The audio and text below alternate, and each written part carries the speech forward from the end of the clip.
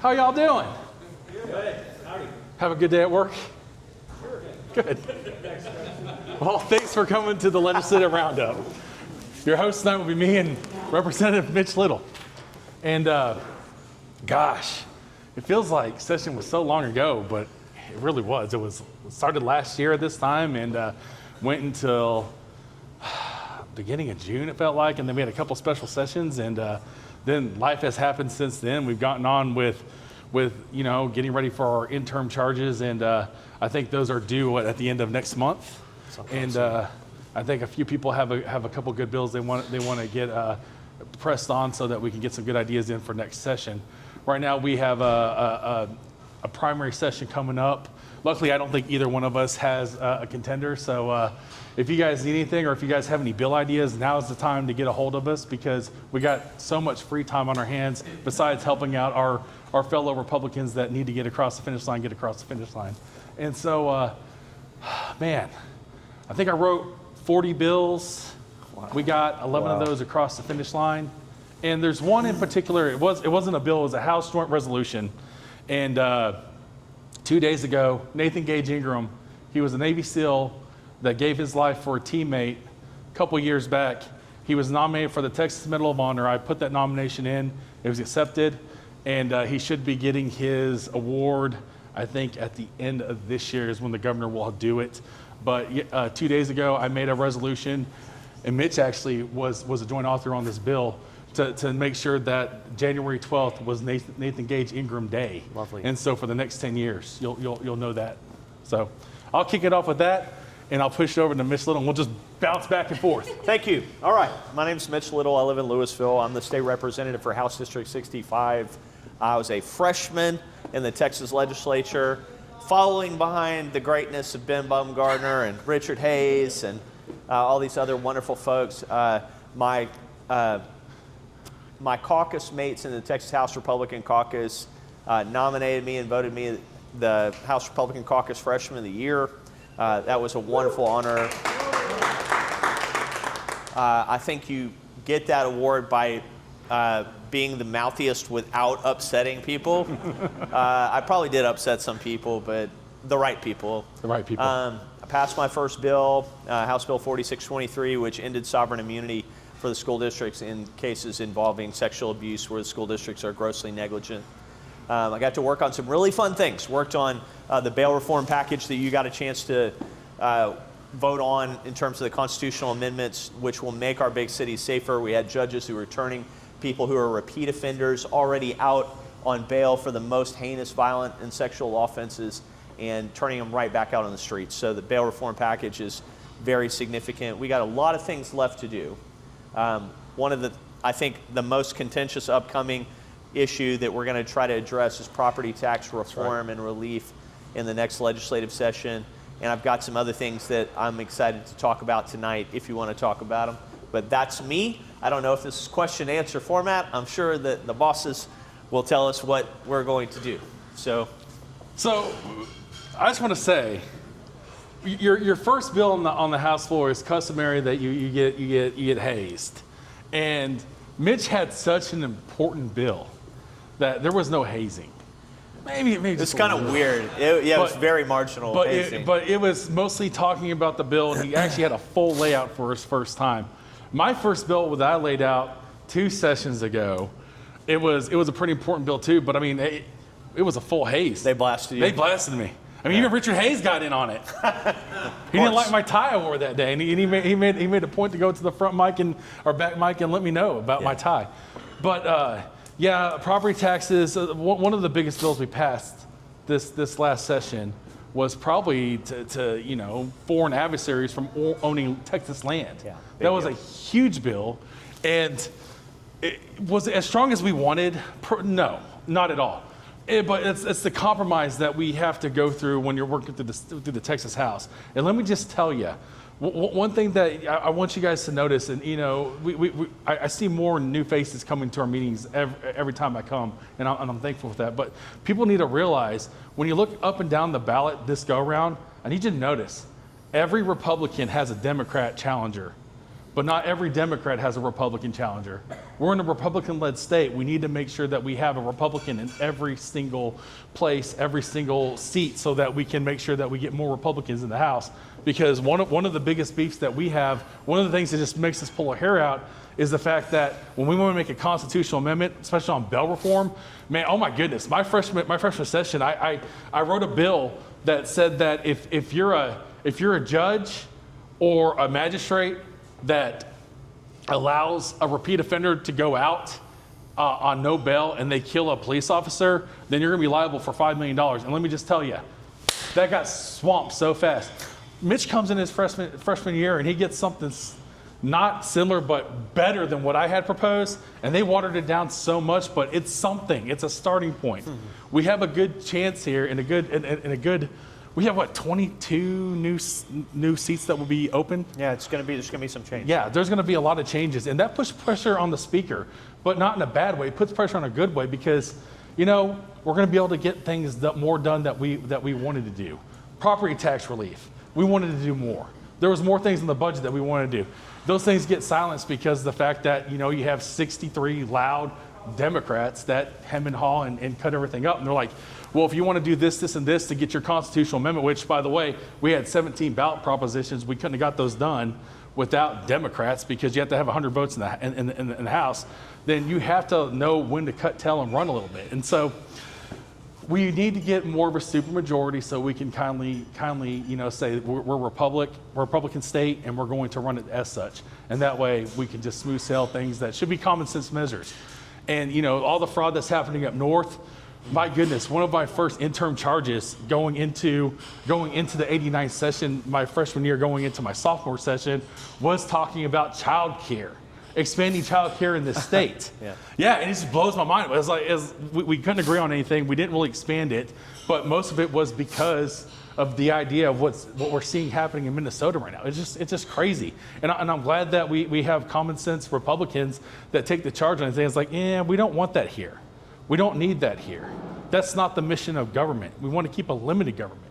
And so that's the kind of stuff that we focus on, Mitch and I both. So.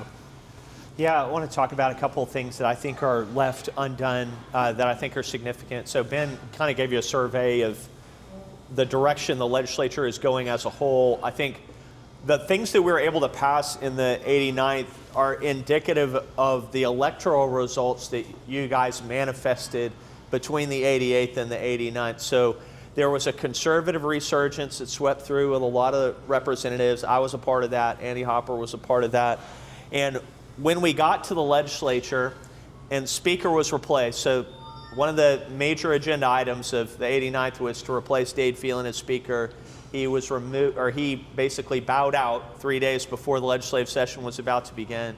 It was the first contested speakership in many years. It's the first time in over 50 years there was a second round of voting in the Texas House for who's going to be the Speaker. Dustin Burrows was elected Speaker. A lot of people approached that with a lot of skepticism going, okay, well, what's this session going to be like? Is it going to be a war session where nothing gets done?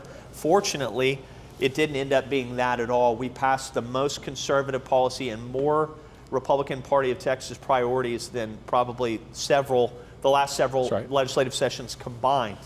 So we made significant progress on some items. Let me tell you some things that I'm a little bit disappointed about. The first one should have been passed in the regular session and then should have been passed in subsequent special sessions was a ban on taxpayer-funded lobbying. That's right. So for you guys who are not aware of what taxpayer-funded lobbying is, it's when your local cities, towns, municipalities, taxing jurisdictions and authorities use taxpayer money to go out and hire a lobbyist to lobby us to convince us to keep everything the way that it is. That's right. That's a pretty kind of sick and broken system. There's untold millions of dollars that are spent in the Texas legislature, taxpayer money, to lobby us, to try to persuade us to keep the system the way it is. And Mays Middleton offered that bill in the Senate, passed the Senate with flying colors, comes over to the Texas House, and it dies. We can't even get it to the floor. It died in the State Affairs Committee. So for those of you who don't really understand how bills come to the floor, they get filed, they get heard in committee, and then the committee has to vote the bill out, has to come to the floor through the calendar, or for the calendar, through the calendars committee, so that we can have a chance to debate it and amend it or pass it or kill it on the floor. So state affairs has traditionally in Texas been the rhino choke point for which conservative policy is unable to pass. So if you look at the previous legislative session, the ban on Chinese land ownership in Texas died in the State Affairs Committee and never made it to the floor. This time we passed it, and it now actually is the strongest ban on foreign land ownership in the entire United States. I was fortunate enough to carry 3 of the amendments on the floor for that bill to strengthen the bill that came over from the Senate before it went to the governor's desk. It was very exciting. But we still have this choke point in the Texas House through the State Affairs Committee, and there are certain conservative policies that even centrist Republicans believe are just a bridge too far. One of those is taxpayer-funded lobbying, and I think we're going to pass that this next session, depending on who we can get representation-wise in the Texas House. The next thing that was shocking to me as a freshman legislator was how few people control the budget in the state of Texas. Right. You would be amazed that there are only a handful of people in the state of Texas who matter when it comes to putting together the budget of the entire state. So when the topic of tax relief came to the floor, we were dealing with the business personal property tax exemption. Morgan Meyer from Dallas was carrying the bill. He's a Republican. Wes Verdell and I came to his desk and said, okay, you're raising the business personal property tax exemption to $100,000. So for those of you who don't know a lot about business personal property tax, tables and chairs in any kind of business location are taxed at their value on a depreciation schedule. This restaurant is paying tax on stuff they already bought, and that is being depreciated right in front of us. So Wes and I came to Morgan Meyer and said, hey, would you consider an amendment to increase the business personal property tax exemption to, I don't know, it's $200,000, or it may have been $250,000. It's $250,000. Yeah, and Morgan responds to me very truthfully, but sadly, this deal's already been done. What does that mean? I said it wasn't done with me. So who did the deal get done with? Well, this deal is negotiated between the governor and lieutenant governor and Senator Huffman, who's on Senator Finance, and me. There's about 4 or 5 people in the room. I said, well, I didn't negotiate that deal. So Wes and I both, or I think Wes ended up carrying the amendment. We both filed amendments, and then Wes carried the amendment on the floor. And the process is that the few people who are in charge, among the chairman, the speaker, and the Texas House, the speaker doesn't weigh in on this, is Chairman Meyer gets up carrying his bill, and he says, this is a highly negotiated bill, and I'm going to oppose this amendment. And that's all certain people needed to hear. It's highly negotiated by very important people. Well, I'm going to vote no on this amendment. And so your tax relief, all the property tax relief you will get as a business owner or homeowner, is in the hands of just a few people. And I will say, until it's not. Until you change the identity of those people. Or you decide this is so important among the voters of the state of Texas that we've got to do something about it right now. And I don't really care what your deal was that you made among a group of politicians. The next thing that is really bothering me, that I think I would like to work on this next session, is higher education reform.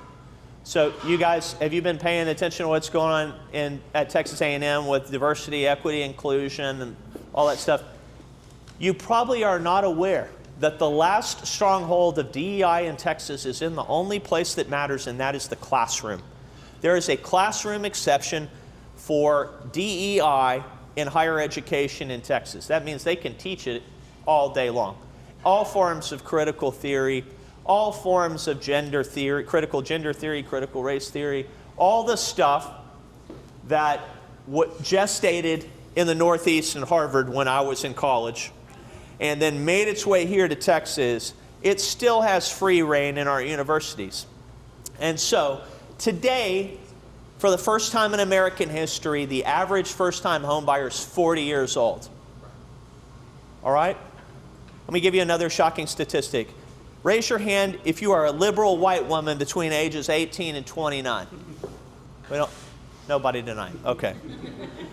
If you are a liberal white woman between the ages of 18 and 29, at a 60% clip, you believe that political violence is an appropriate response to government action that you disagree with. It's the wildest thing. We did it to ourselves in higher education. Yes. And so the thing that I want to tell you is, we as Republicans can just do things. I don't know if you know this. We control every statewide office and both chambers of the legislature. We can just do things. We can decide that as a state, we don't want to pay for that crap in our classrooms anymore. It's not getting these young people trying to buy a home any jobs. Nobody's going to Goldman Sachs and saying, I have a degree in gender studies from Texas A&M. Would you hire me? Nobody's going to JP Morgan and saying, I have a degree in critical gender studies. Would you hire me? It's just not, that's not a thing. So we can simply decide that we as a state don't want to promulgate this anymore. It's actually making us weaker, and it's harming our young people. So my suggestion is that we just go, I'm not paying for that crap anymore. If you want to study it, I don't know, go to Baylor. Go to Harvard. Go to Berkeley if you want to study that stuff. We're not paying for it anymore. That's right. So there's a lot of things that is left for Ben and I to do, and I don't know, we're open to your ideas. I would propose that if you're going to go to convention, you're going to go to RPT convention this year, or you're going to work or vote on legislative priorities, make higher education reform one of those things. Please, because it's definitely going to be at the top of our list. And one of the biggest local issues, and Mitch is dealing it with the Salina ISD, and he's also dealing it with here back at home with Marcus and with LISD, but I never thought in a million years I'd have to go back in and say, hey, we need to look at how we treat hazing and bullying in our schools because our schools aren't doing enough. I don't know if you guys saw the video about a month ago about the Marcus kid who he was offensive lineman for Marcus High School. He at a team dinner, he was corralled by his teammates, locked into a garage. He was stripped down to his underwear, and he was shot with a pellet gun over 40 times. And they videotaped it, put it on Snapchat, and it got out there. And when it made the news, my first call, I first saw it at 10 o'clock at night on a Tuesday. And my first reaction was I picked up my phone and texted Dr. Lori Rapp, and I said, what's going on with this? I just saw this on the news. What are y'all doing? Don't worry, it's been handled. Now, when I think, oh, don't worry, it's been handled, I'm thinking kids got kicked off the football team. I'm thinking coaches got fired. I'm thinking that, it's all good. No, everybody still has their jobs. Those kids were sent to 30 days of our alternative school, and they're all back within the general population. And guess what? Dad called me last night, said that son was bullied so hard that he quit the football team. His senior year is next year. They're not doing anything to protect this kid from his bullies or his assailants. The head coach still has a job. The offensive line coach still has a job. Mitch and I both played college football. We both played high school football. We all know that the culture starts with your coaches. And those kids that did that perpetrated that, they didn't learn that on their own. They were told that was okay, that we're on the football team, we can get away with anything. Yeah. And let me just tell you right now, it's going to show that they can get away with anything because ain't nobody wanting to stand up or do anything about it except for Mitch and I. And so I'm going to be making sure that we lead legislation so that doesn't happen again, that our kids are safe, that kids like X, that I'm not even going to mention his name because I don't want to throw it out there because I don't want to shame him or his family any more than they've already been shamed. That they're protected, that the what about me's that they get left behind. We're not going to do that anymore. That this last session, my first session, I passed a human trafficking bill, an anti-human trafficking bill on massage parlors, and I expanded that, and we're going after hotel motels. I passed that at 0 hour on the last night that we could pass bills, and let me just tell you, that was a wild night. There's more work to do on the human trafficking front, but there's always more that we can do. Our communities, it's here, guys. It's around the corner. It's down the street. It's at your neighbor's house. You just don't know it. It's happening. So we're going to do more to protect our community, protect our kids from the ilk that's going around. Plus, we have the outside threats now. We have this invasion of Islam that's moving in epic cities and things like that. And so we got to figure that out. There's They're very clever. The Islamic bad actors, they come in. The governor has come in and made a proclamation that, CAR and the Muslim Brotherhood, they're terrorist organizations. As long as that's happened, as long as he keeps that moniker on that, then we can cut off funding, we can do all those things. But they've assimilated into our culture in the fact that they've learned our Constitution, and everything they do, it's sound with what we do constitutionally. And so it's very hard for us to ban them from our society. And so we have to be very clever. We have to get outside the box. And I'm just happy that we have Mitch Little to help us with that fight. Oh, you're so kind. Yes, ma'am. Is it some of the money that for homeschooling also going to the Muslim Brotherhood? No, it can't. It can't. None of that money, none of the money for homeschooling, if your car or if you're seeing that happening, please tell me and Mitch about that. We'll make sure we do an investigation. We'll take it to Ken Paxton and we'll make sure it gets back and we put those people in jail. Can I respond to that real quick? So just to put your mind at ease, I know it probably won't be fully at ease about this, but there was actually a release. There was a news article from the Dallas Morning News yesterday, or actually it could have been KUT, NPR, basically saying, complaining about the fact that Texas is not approving private schools for use with school choice that are affiliated with the Chinese Communist Party or with CARE. So I think there's a pretty good chance at the state level, that the comptroller's office, which is going to control completely the administration of the school choice program, they just go, "No, we're not doing that. We're not approving schools that are affiliated with China. We're not approving schools that are affiliated with Muslim Brotherhood, et cetera." I'm sorry? H-1B visas. What about them? I'm sorry, I'm not following. It's an issue too. H-1B, in what way? Yeah, well, let me address that. Yeah. So, she just said H-1B visas. Who's concerned about H-1B visas? Oh, almost everybody. Yeah. Okay. Why are you concerned about H-1B visas? Anyone want to volunteer? There are too many. Okay. All right. Who's concerned about the Islamification of Texas? Raise your hand. All right. It's the same. Why are you? Hold on. Why are you concerned about the Islamification of Texas? Because as a Christian, we're not allowed to do certain things, and we feel like they're just. And then in Houston, there's that big statue that's up there. Oh, yeah. Absolutely. Yeah. So, freedom Why? of religion. I get Hold on. I'm going to get there. Why weren't you concerned about it 10 years ago? We didn't know. It just got. You didn't hear about. Why didn't you hear about it 10 years ago? Because it wasn't. How did they get here? Hold on. How did they get here? Visas and student visas. We let them in. The Texas legislature didn't let them in. The federal government let them in. George Bush let him Okay? So Obama. let me give you the black pill on all that. Benjamin Bumgarner and I are not going to stop a federal immigration program. I would love to tell you that we are. Yeah, I wish we could. We're not.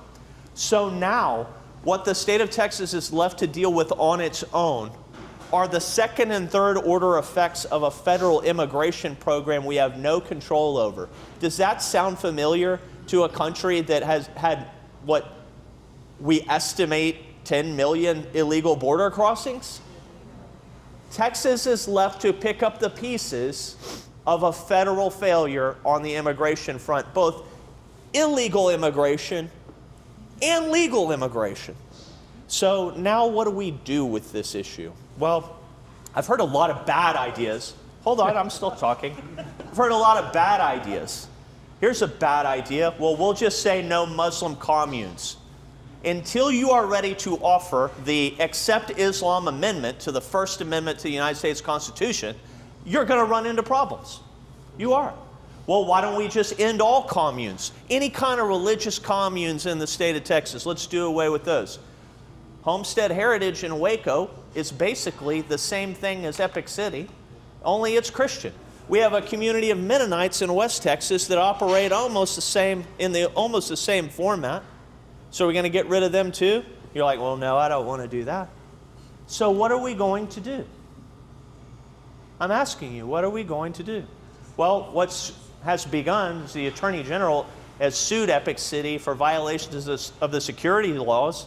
So maybe we can stop it through lawfare. The Democrats did that to us on a number of fronts over the last decade. Why don't we just do that? It has its limits. So until you are willing to say, that's enough, no, we're not inviting more of you over here to take American jobs, you're pushing a rock up a hill that you will never get to the top.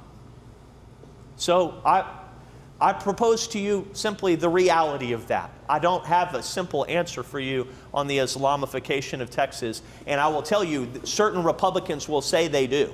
Oh, I've got the answer. I'm going to fix it. Beware the person selling simple solutions to complex problems that we didn't create, okay? That's my encouragement / discouragement to you about that topic. We moved into the question and answer format of this. I guess so. I mean, it's already come to that. All right. I'm okay with this. Judge.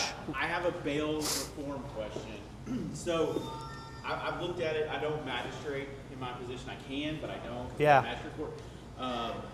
So I think it's chapter 17 that there's a time frame when the state's not ready. 15 days on a Class B, 30 days on a Class A, 90 on any felony. If they're not ready, the defendant is entitled to a bond reduction or PR bond. For our county, that's where mainly I practice, I would probably do between 75 and 100 of those bond reduction and PR bond motions in any given year because our DA's office is consistently not prepared. Yes. One of the guys, so the question I'm getting to is, is there anything that y'all are looking at to do because we want to hold the judges accountable when they let people out, to hold the district attorneys accountable when they are not prepared for trial and these people are getting major bond reductions or PR bonds because it happens, specifically our county. I can tell you anecdotally around the state, specifically here because that's where I practice. Is there any look at doing something like that to, one, help a magistrate, or it would be a magistrate that is being presented these in a district attorney's office that is continually and persistently not ready and not getting these cases filed? Man, that's a heavy topic. So let me just start with, it hasn't been proposed to us that your hand is being forced to reduce bonds or give people PR bonds based on the lack of readiness of the DA's office. That was not the major public safety concern. So somebody who's got, let's say, a $5,000 theft, they don't fall within the ambit of the constitutional amendment we did for bail reform. Because our concern, we had this topic, sit around the table with the governor and his lawyers and the state reps and everybody who's engaged in the topic, and it's like, we don't want the jails to be completely full of people that should be out and are not a danger to society. So what we did was we cabined the bail reform to the most violent offenses, continuous sexual abuse of a child, serial rape, murder, aggravated assault with a deadly weapon, with the use of a firearm. Like what I colloquially began referring to as the Abbott 9 offenses. Somebody's out on bail for one of the Abbott 9 offenses, and they commit or alleged to commit another Abbott 9 offenses. You're either the most unlucky son of a bitch in the world, or you're a serious danger to society. And so the purpose of the bail reform was to deny bail to those persons who are very clearly an ongoing risk to public safety or a flight risk. So the one that this was a different police officer got stabbed because of this guy. So he was in our The police officer got stabbed? Yes, after he was released on a PR bond. That Dude, I got him. What was the first offense? You remember? So he was in our jail for Class A assault. Yeah. He was also on bond, and that was helped by the county's talking. Yes. He had a sex assault case in another county. Oh, goodness. But I was not aware of it.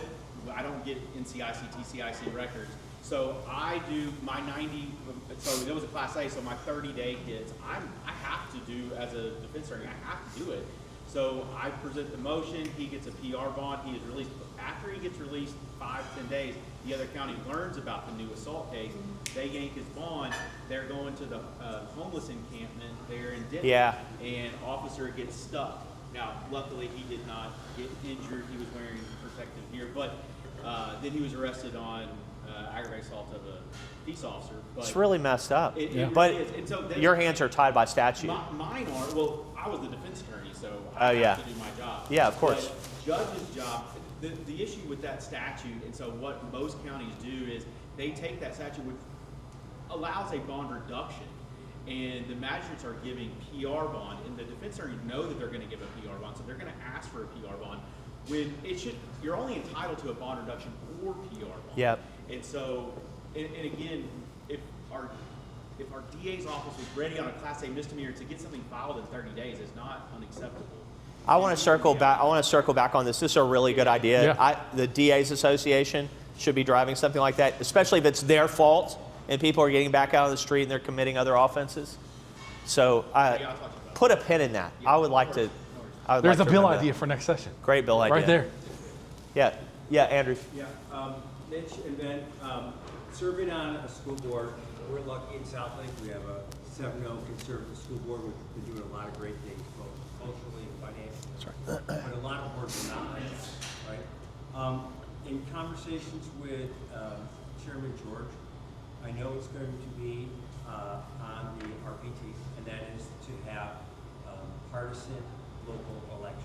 Uh-huh. I personally think we have to take the mask off of local elections. People who say they are one thing, but they get in and they do whatever, Yep. either financially or culturally. From what I understand, there are votes to get this through. Will you guys support it? And I would love to know what your thoughts are, because I think it could be the most consequential thing in Save Texas, grassroots. Absolutely. Yeah. Well, let me just. I'm not going to speak for Ben because I don't know what Ben thinks about this bit. No, I'm with you on this, and it's past the time that that local elections are nonpartisan. We're way past that, and if you're in a position where you're spending taxpayer money, I want more of a Republican mindset than a liberal mindset at that level. Why? Because I know that a liberal mindset's probably going to be opening up the checkbook and just writing away. And whereas right now it's like if you look at some of our ISDs, they're several $1 million in debt. They haven't balanced their budgets from last session, and they put it back on the state's onus. But I can tell you right now, they're a taxing entity by right, and if you're not making ends meet, then balance your budget, guys, or find a way to make it meet by calling a tax raisal, because you are a taxing entity.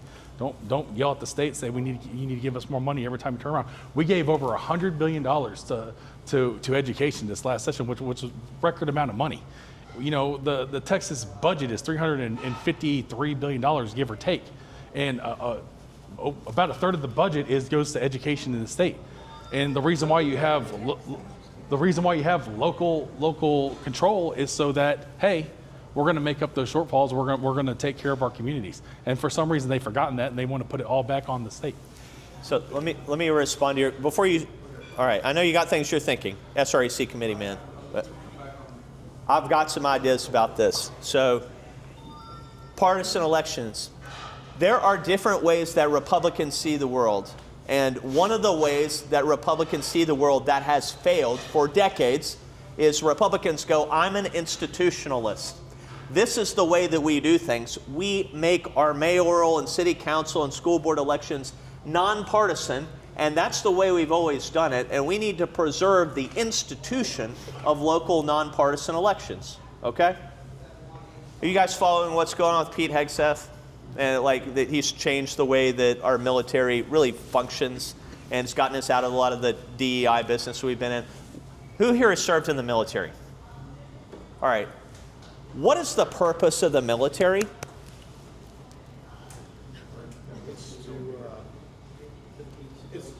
To kill people and break their stuff, right? And Pete Hegseth has said, we're going to return to lethality. Killing people and breaking their stuff. All right, we're out of the DEI business. So I'm going to argue by analogy, which is one of the weakest forms of argument, but this is the one that I tend to like the most. If you are a party what is the purpose of a party? To defeat our opponents who are running against us and to break their institutions. Okay? One of the reasons elections in the legislature are such a red line, and the reason we get absolute dog water bills out of the election committee in the Texas House, are elections are a red line for the Democrats. They go, we don't want those elections to be partisan because we eat around the edges and we win those elections. While the Republicans are sleeping back home thinking about how great it is for Donald Trump to be the President of the United States, we're going to go sneak in here and win the school board elections and the state board of education elections. Well, not those, because those are on our schedule, but the mayoral and city council elections. We're going to go win those. We're going to win the water district elections. And that's how they win those institutions and capture them. So how do you defeat them? We beat their politicians and break their institutions by making them expose who they are and say, you know what? I know what you are. You know what you are. Slate up and run against a Republican like everybody else. So straightforward. And then we know who everyone is. Right? Simple. David, you were going to say. Well, I have a question, but I have a comment on partisan elections. And so partisan elections we can't even have partisan primaries.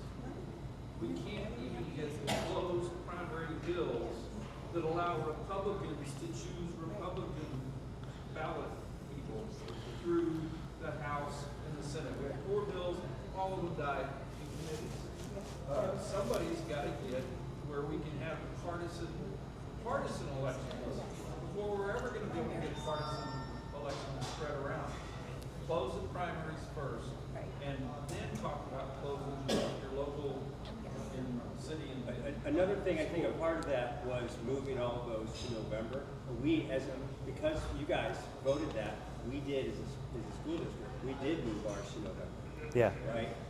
Because I just think the May elections are created by Democrats. Guys, we had this bill in the House.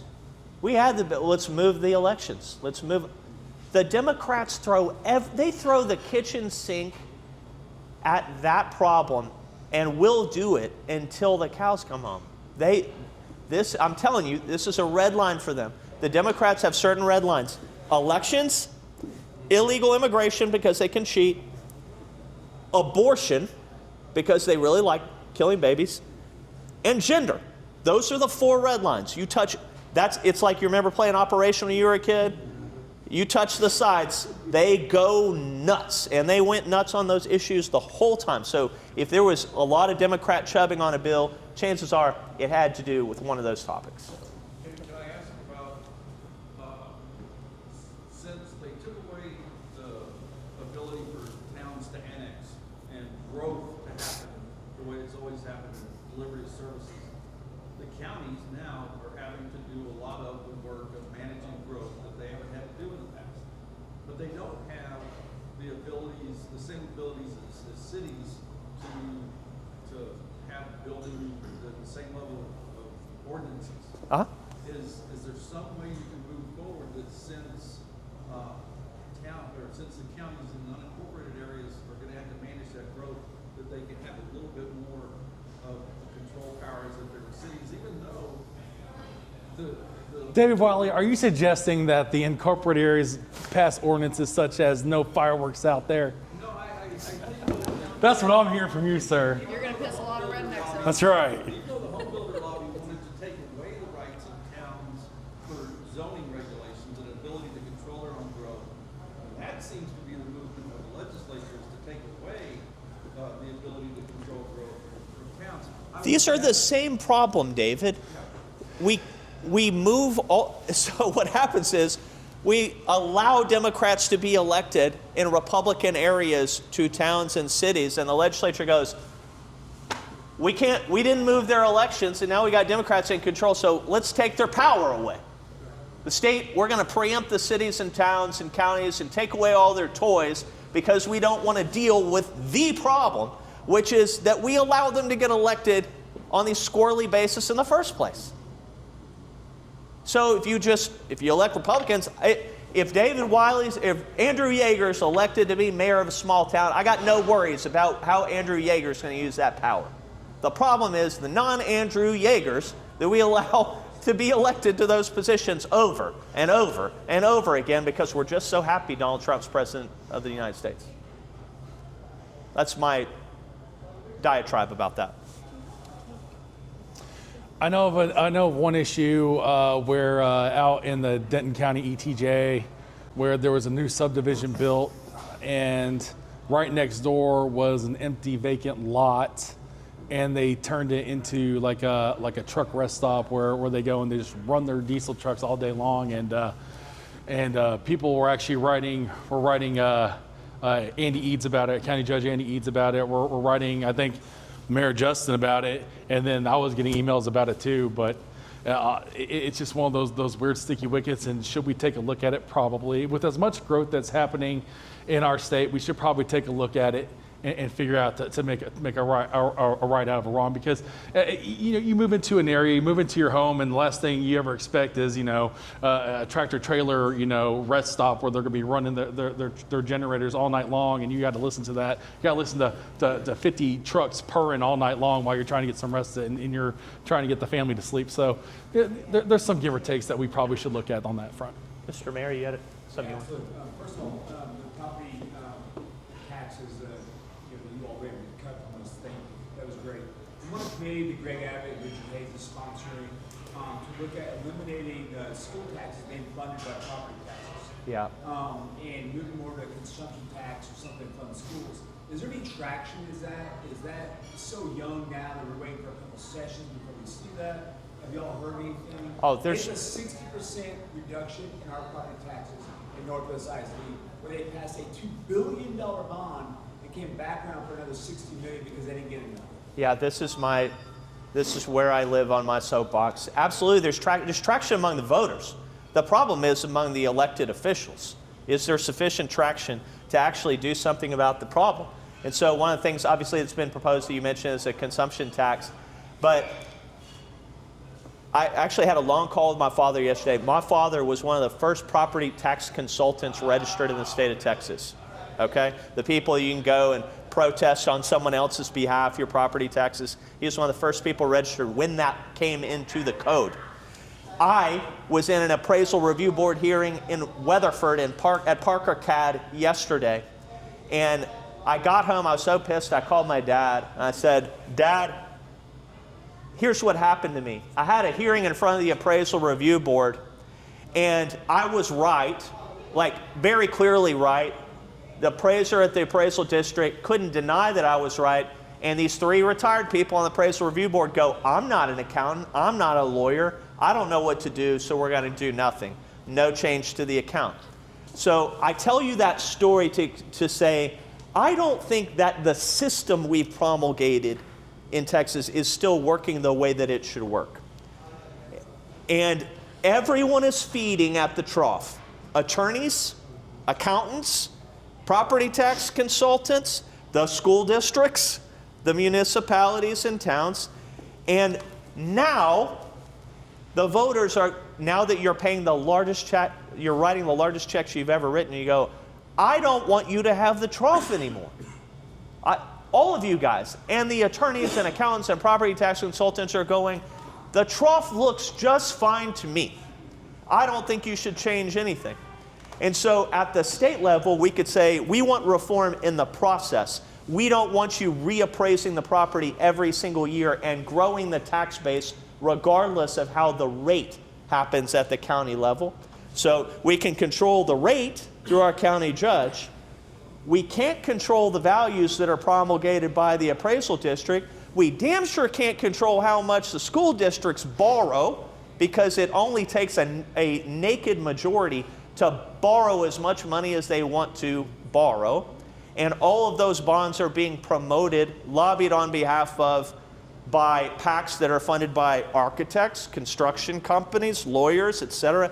Everyone is feeding at the trough except us, the people who are doing the voting. And so at some point, we have to control all the levers. This is why the lever speech that I've given over and over again. We have to control the appraisal process. We have to control the school district's ability to borrow. We've got to control the rate. And we've got to control how and what's happening rate-wise at all these other municipalities and towns who are trying to feed at the same property tax trough. That is a complex problem. So it's going to take all hands on deck to get a hold of all the levers. And if you don't get them all, the system will continue to grow, because they'll grow it through borrowing. They'll grow it through appraisal. They'll grow it through the rate. This is not easy stuff. We have to stare down the problem. You know, I don't know if it was it may have been Albert Einstein who said this. I can't remember. He says, like, if you give me a really complex problem to solve and you give me 2 hours, I'm going to spend the first hour and 50 minutes figuring out what the problem is. Diagnosing the problem. This is a very complex problem with a lot of people participating in it. And so when you see the governor's proposal, which he's got a lot of good ideas, sincerely does, about how to slow, the first thing you've got to do to solve the infection is you've got to stop the growth of the infection. So we got to stop the continued reappraisal and growth of the base so that we can divorce ourselves from it at some point in the future. But it's already too late with that because they've already maxed out the values. Not even close. It can get so much bigger. So much more. Right now, It can get so much bigger. Are you talking about houses? I'm talking about houses. Okay. Because right now, if you say, Do you have a second house? no, Do you have an apartment building or an office building? No. They grow without limit. okay, well, I'm just talking about my primary residence Yep. because y'all said it was the biggest tax cut ever. Well, my I didn't say that. Maybe you Let didn't, me but never be other quoted as people saying did. that. Other legislatures said it, and my taxes went up. It's bullshit. And I mean, I look back, I've lived in different areas of Dallas-Fort Worth, but this house I've lived in 17 years. And I remember moving into the house and looking at what the sale price was versus what the Denton CAD had. And I remember asking an accountant friend of mine at the time, I'm like, why Yes, are ma'am. the values so low at Denton CAD versus the sale price? Yep. And he was like, oh, that's just how it is here. Well, what happened in the last 5-6 years that the property values have been increased constantly? Because it wasn't like You have an that. automatic 10% permissible increase to your Yes, I homestead know, every it year. never Yep. happened before, and it could have. Yes, Like, ma'am. It wasn't happening. They're going to grow the base. If you don't But control it- the levers, but they're it going to grow the just base. started happening in the last 5 years. Certainly Oh, picked up. no. My bill did. It's been going on since the 10s. Yeah, well, from my experience, looking at what I paid it- Sure. the last 17 years, Basically it's says the whatever you last Yeah. purchase your 5 house years for, has been a huge it can never be more than And we realize that we're working on it. Yeah, and the people like my age and the late Yes. Baby 50s, numbers, if you paid like, 400, it can you never be more know, than we're 500. screwed. It doesn't matter if all When your we hit neighbors are a 65, million now. our Okay. Is there any traction to that? it's not Have like you I heard turned that? 65. Okay, Please don't tell me so that's not this is, 42 and hold I on a can't lock second. it for a long time. This is an important question. So Mayor Clark's question was, have you heard about this proposal to not let the value of the property grow more than 20% beyond what you paid for it? That's exactly what they did in California. And what the opponents of that bill will say is, you're going to end up Californiaizing Texas and we're going to be out of money. There are two sides to that coin. If you are going to do that to limit the growth of the property tax system, government can't grow anymore. Because what California did is they go, we're going to lock up our values at the purchase price. It can never be more than that. You're never going to pay property tax on anything more than the purchase price. And then they kept growing government. So government operates at a massive deficit in California. And so you're like, okay, well, we're not going to have that problem. Republicans are in charge in Texas, right? Government grows at almost the same rate here as it does there. So if we do that, it's going to be suicide because you cannot trust the Interesting. people that we work with not to grow government. I'll just tell you because I know it. I've met them. And we try to talk them out of it, and they keep doing it over and over and over and over and over again, including people that you vote for. And you will vote for. That's right. So the other side of this property tax equation was the lieutenant governor's proposal. And the lieutenant governor does not want to change the property tax system in Texas. What he has proposed is his double nickel plan where he's going to take the homestead exemption for you guys who are on and over 65. If you're over 65, I'm going to take that and I'm going to lower it to 55. And why is he going to do that? Because people over 55 vote, boy. So we're going to take your property taxes down because you vote. Does that help us solve the problem that the first-time average home buyer in the state of Texas, in the United States, is 40 years old for the first time in American history? No, it doesn't. No, it doesn't. No, it doesn't. So I would just say this is a complex problem. You're on an important committee. It's a complex problem. Beware the person selling simple solutions to complex problems, because it's going to take all hands on deck, and all these systems are going to have to be addressed if you want to meaningfully address the problem. So that's my thought on that. Are we okay on time? I think we are at time. If we have 2 minutes, what, last question? I just think to that same thing of housing affordability, is there a way to incentivize starter home building around here? I mean, you can, but here's the problem. Here's the problem. Every time you incentivize, you're spending more taxpayer money that, you know, we claim that we don't have. And affordability is such a subjective term. What you can afford in this area, you might not be able to afford down in the Woodlands, or you might not be able to afford in you know, Highland Park. So, I mean, how do you define affordability? Sure. 2 years. Yeah. He can't live anywhere near me. Right. That part. No, I'm with you on that. And I want him to get equity. I don't want him to be in some $2,500 a month, 400 Right. square foot apartment. That's the problem. I My- don't know the answer. I wish I My did. district director, who sits right behind you, he's 28 and he's looking to buy his first home too, and he's 28 years old. And I like to think that I pay him well and I take care of him, but there's nothing in this area that can support what he makes right now. And so at some point we got to take a look at it, and we're going to have to dig in. But how do we get involved from a government aspect on that? Because the more we dig at it, hey, everybody knows the phrase, I'm from the government, I'm here to help. Look at Obamacare. Remember they tried to help out with insurance, that we're now, you know, in the worst insurance bubble in the history of mankind. Well, that's what's going to happen if government starts digging in on the affordability thing. You want to help, but I mean, it's to what cost? To what end? You know, Kaylin wants to buy a house. Flower Mound goes, not there. That's right. Justin goes, not there. Louisville goes, not there. Does Shoot. every high school need a stadium? Hold on. So let me just finish this topic on housing affordability. If we all agree it's a problem, then we all need to be pushing a solution. And what I mean is, we need to find ways to build things that we weren't super excited to build because there's a demand for it. And so this is the topic, and Mayor Gilmore's here, Mayor Clark's here, everybody, these ideas exist in tension. Justin, Louisville, Flower Mound wants to say, hey, we were elected too. We ought to be able to help decide what gets built in our community based on the voters who elected us. And that is a totally valid truth claim. Yep. That these are the people who are elected to decide that. And on the other end of the equation, you have developers going, there is market demand for houses right there. And if you'll let me build it, I will build it, and then people will come and buy it. And, well, that's in a conservation area. Well, that's not what we want to build here right now. Or I've got other plans for that. So these ideas exist in tension, and that's okay for there to be tension. The problem is when one side or the other comes to the legislature and says, stop those people. Don't get involved and break up this fight. And so the developers come to the legislature and they go, Mayor Clark won't let me do that. You make him let me do that. Mayor Gilmore won't let me do that. You make him let me do that.